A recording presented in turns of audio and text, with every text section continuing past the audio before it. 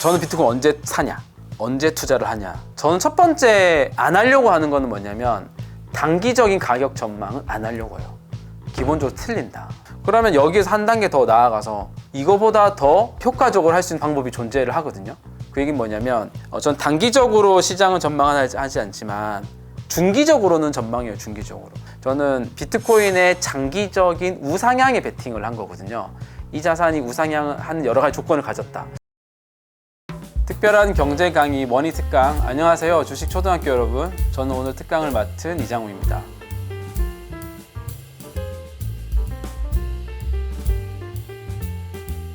한 문장으로 좀 정리를 해보면 잘 버티고 있다, 이런 좀 느낌이 좀 들고요. 지정학적 리스크, 어떤 뭐 전쟁이나 이런 사태들의 하나의 리스크가 있고, 또 하나는 뭐 은행 위기, 이렇게 두 가지 큰 위기들이 있잖아요. 그러니까 은행 위기는 좀 금융 시스템의 위기인데, 그 비트코인이라는 자산을 보면 은행 위기들이 있을 때, 어떤 금융 시스템의 위기들이 있을 때는, 그런 위기가 있으면 바로 가격이 상승하는 이런 흐름을 좀 보이는 자산이고요. 이게 조금 학습이 된 것 같아요. 그 비트코인 투자자들한테 있어서.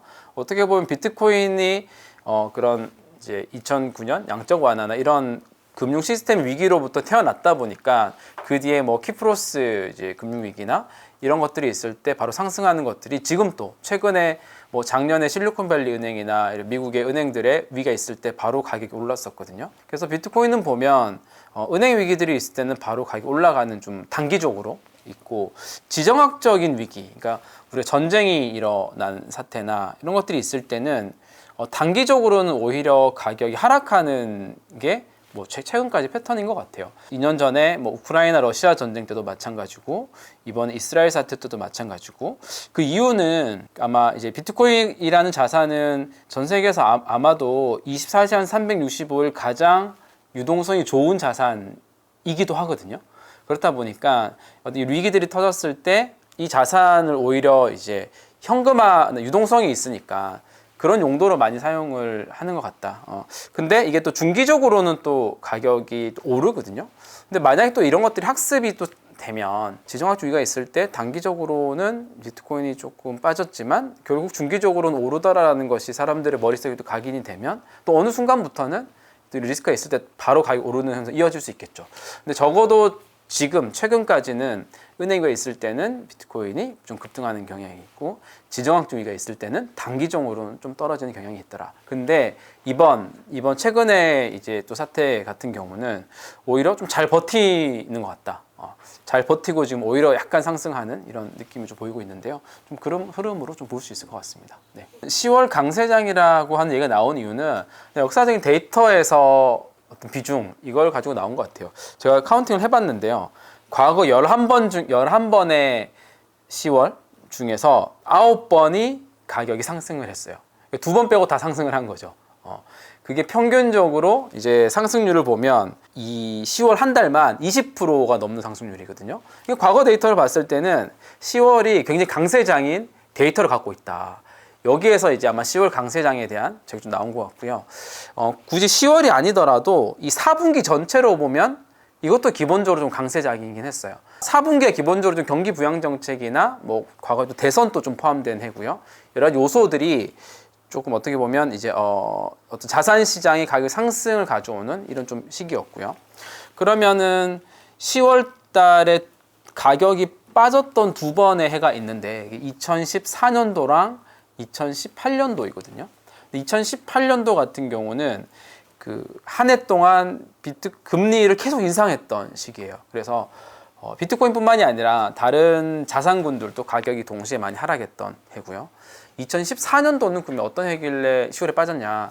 2014년도는 아마 매크로한 이런 금융 영향보다도, 왜냐하면 그 당시만 하더라도 비트코인이 되게 잘 안 알려진 자산이었고, 이 비트코인 내에서의 이슈 때문에 가격이 왔다 갔다 하는 시기였거든요. 그래서 2014년도는 마운트 곡스라고 하는 그 비트코인의 전 세계 한 70% 정도의 거래 비중을 가진 엄청난 거래소가 있었는데, 이 거래소 해킹을 당했어요. 2014년도 초에. 그래서 그 이후로 이제 시장이 급락을 한 거죠. 그래서 특별한 이슈가 있었던 두 가지 이슈가 있었는데, 그러면은 이제 올해 2024년 같은 경우는 어떨까? 금리가 계속 인상을 하는 환경이냐? 오히려 반대죠. 금리를 인하하는 환경. 그러니까 2018년하고 좀 다르다고 볼 수 있고요.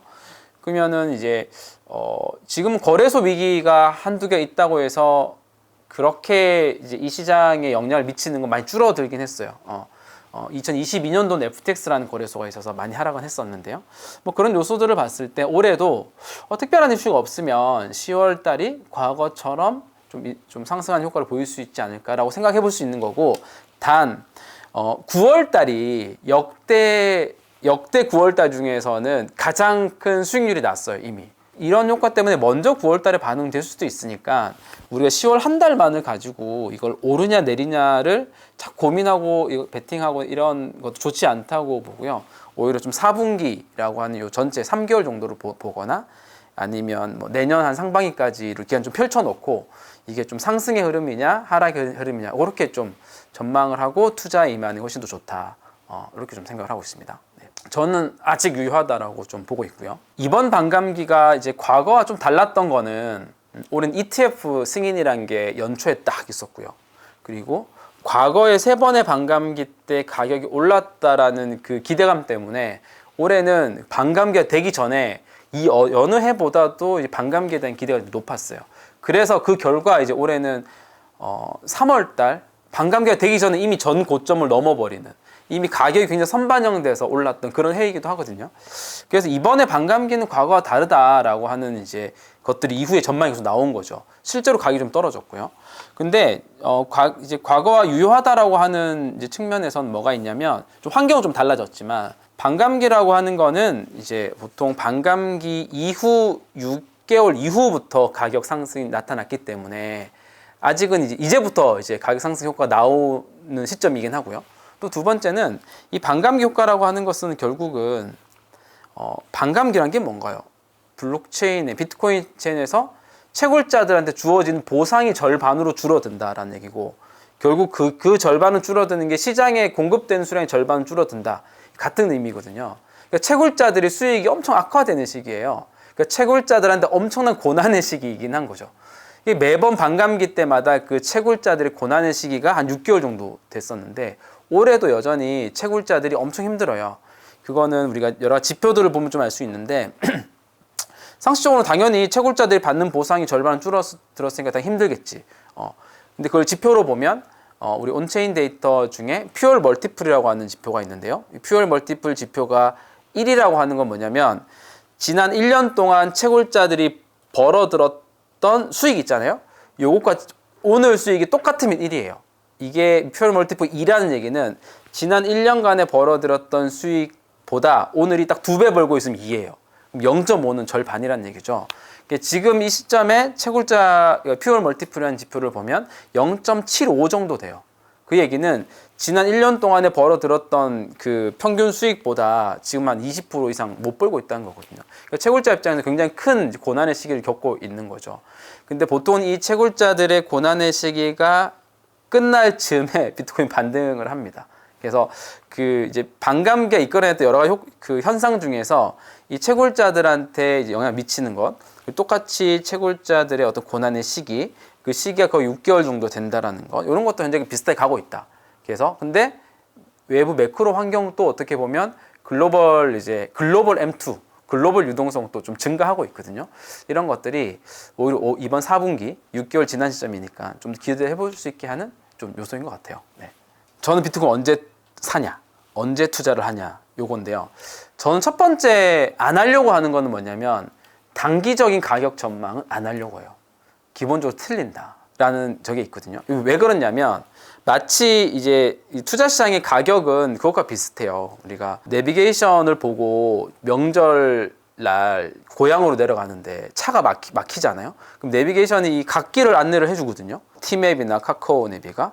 그래서 이제 원래는 그 안내준 대로 가면 길이 뚫려 있어서 이렇게 가면 빨리 가야 되는데 그게 이제 나한테만 오는 게 아니라 그 도로에 있는 모두한테 똑같이 갓길로 가라고 신호가 오면 다 갓길로 가버리면 더 막히잖아요.